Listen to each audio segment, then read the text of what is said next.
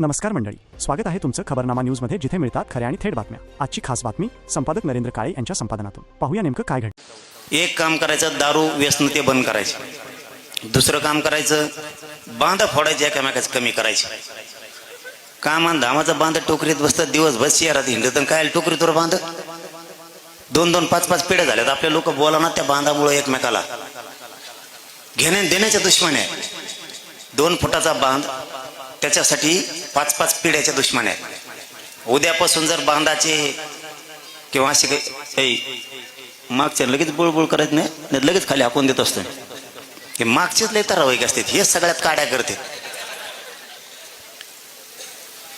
आपण वाद जर यापूर्वी कशाचेच आपले झाले असले ना, तर उद्यापासून एक काम हातात घ्या, कोर्टात जायचं आणि मिटून टाकायचं। काय होत नाही, 4 पावलं मागं सरकले, त्या बांधापेक्षा 10 पट जमीन आपली भांडणात गेली। एखाद्याला वाट नसली तर वाट द्यायची ना, का रोग आला का, तो वावरातून गेल्यामुळे काय तो वावर घेऊन चाललाय का, ते लगेच वावरातून जाऊ नको, मध्येच गोटे घेऊन उभा राहतो। हे बंद करा। जवळपास 40,000 पेक्षा जास्त राज्यातले भांडणं मिटलेत आपण, 40,000पेक्षा जास्त आतापर्यंत। याच्यामुळं ना आपला प्रगती, आपली विकास कुठतोय। आपल्याला आपले लेकर बाळा मोठे करायचे। आपला विषय गेलं रे, कसं ते रडत पडत आपला विषय आपण नेलं।